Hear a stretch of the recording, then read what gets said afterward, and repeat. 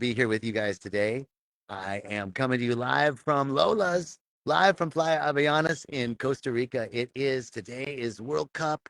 Costa Rica is playing in the World Cup right now, and I'm so excited to be here with you guys and to have this opportunity to share with you a little bit about what's going on right now at Rhythmia. I'll tell you what's going on. Amazing. Men's Week this week at Rhythmia. I got to be the guest speaker. It was off the hook. I was so honored to be the guest speaker. And we talked about this topic, the shame blame cycle. But the most amazing thing was I was at Rhythmia today. I saw these men that came to Rhythmia. Some of these guys were their last straw. So many of them said, "This was my last hope." And they are smiling and happy and connected and together today more than ever before in their lives. It's amazing. I'm just overwhelmed. So, take a look. If you're in your life at a point where the same things that you're doing, you've been doing the same thing over and over again, you can't get out of that cycle, the shame blame cycle. If you're in a point in your life where the things that you used to love doing, you don't love doing anymore. If you're at a point in your life where life isn't fun, you're feeling that you're lost in direction, check out Rhythmia. This is a life-changing week. So come check us out. It's more than you could have ever expected. And look at what my life has become. I get to do a Facebook Live premiere. Can you hear those birds in the background? This is living, baby. And this is what's available when we connect with ourselves, when we connect with our soul, where we can become uh, what we want to become, right? Okay, so I want to tell you a little bit about the shame blame cycle and what is.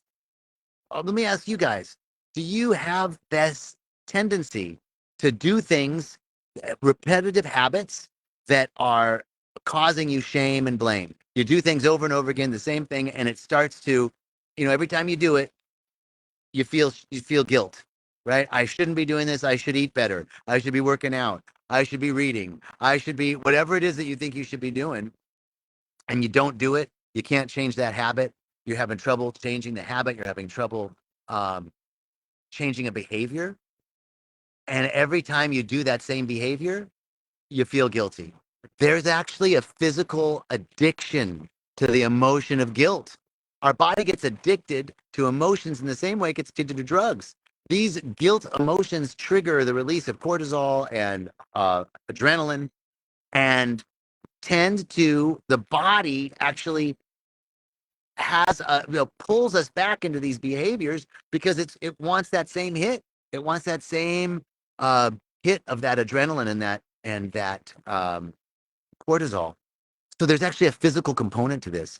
In addition, to this, there's our mental landscape, right? What we're saying to ourselves about ourselves. So, how to truncate the shame blame cycle? We're going to do a whole series on this in the coming weeks, on the shame blame cycle, what happens in the body, and some strategies that you can use for short circuiting this shame blame cycle. So, one of the first things to realize, if you are finding you have repetitive habits that you can't get out of, you keep trying to change it, you can't change that thing, the first thing I want you to do is write down a list of all of the things, all of the repetitive habits that cause you shame. One of the things that cause me shame is this general feeling of like, the shoe gonna drop, or I don't deserve this. I can't be this good, right? Some repetitive feeling around that typically comes with me continuing to do things, behaviors that continue to cause me guilt and shame. So, the first thing to do is to write a list of all the behaviors.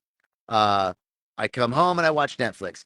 It's scrolling, it's surfing, it's binge watching, it's not exercising, it's not meditating, it's all the things that I do this and I can't stop. I get in this repetitive habit.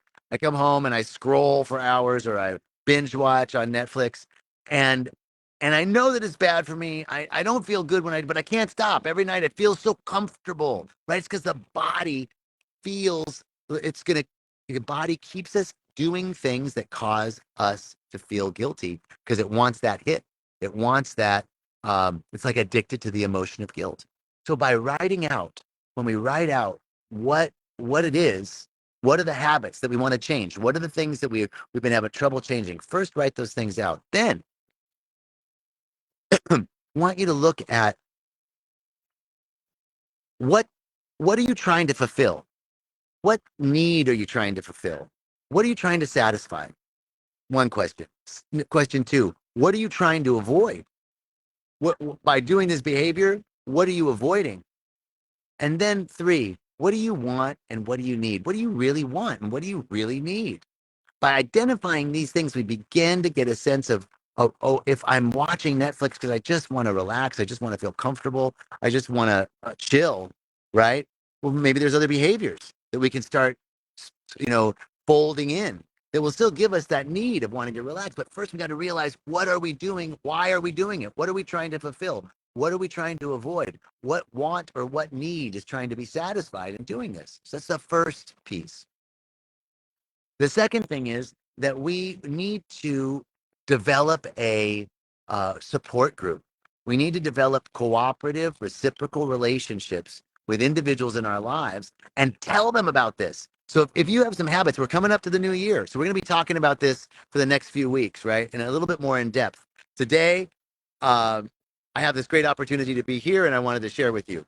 So develop, start thinking about who are the people in your life that you want to share this with and that you want to ask to join you in this process, right? What other people? You got to have a buddy, a sister, a brother, a spiritual sister, a spiritual brother, someone who's your compadre that you say, hey, look, I know you got some things that you want to change. I know I have some things that I want to change. Let's do this together. Let's write this list together. Let's look at what needs we're trying to fulfill, what needs we're trying to satisfy. Let's look at what we're trying to avoid. And then let's hold each other accountable. Let's create a structure. Let's create a container together to help us overcome this together. And here's the thing. It's not about never doing these things again, because if you do them, you got to bring a huge chunk of compassion to this process. You have to have compassion for yourself because nothing in and of itself is good or bad, right? It's like watching Netflix isn't evil, right? But it's the guilt and shame and what we're trying to avoid that has it be a problem. So when we start to want to change these patterns, we have to bring a big chunk of compassion to ourselves so that we are not reinforcing those guilt and shame patterns all at the same time, right? We want to bring a big chunk of compassion so that if we do those patterns again, it's like, oh, okay, so here's an example. Tobacco is one for me. Like, I'm really good. I don't smoke during the day, but after work, after a long day, after dinner, I like to have a tobacco, a cigarette, a hand roll, organic cigarettes, blah, blah, blah. What I've noticed is that sometimes after I teach a class, after I teach a big workshop, I want a cigarette. And I feel guilty because it's not evening time. And I have my rule, like 1, 2 max after dinner. That's what you can have. Hand rolled, organic, right? But then, so I teach a workshop and I want a cigarette and then I feel guilty, right? So I got done teaching this workshop this week and on guilt and shame behaviors. Now, having the cigarette in the afternoon before dinner causes me guilt. So I knew this was going to happen. I taught the workshop and I said, you know what? I'm going to have this tobacco today after the workshop and I'm going to enjoy it. I'm gonna even if you do the habit, right? Even if you do the thing that you want to stop, it's about the compassion that we have for ourselves, so that we are switching this mindset to like, you know what? What am I doing? What am I doing when I want to have that cigarette after teaching a workshop? I want to relax. I want to just literally breathe deeply, take a break. Right now, I can start bringing in other ideas, breath work, right? If I want to do something different, but I wasn't ready to do that yet. And I went ahead and had that tobacco after the workshop yesterday, and I enjoyed it. And I made it a point to say, I'm going to really enjoy this. I'm going to give myself this treat, right? So this is how we can start making these habitual changes. But most importantly, it's about changing the way that we relate to ourselves around these habits.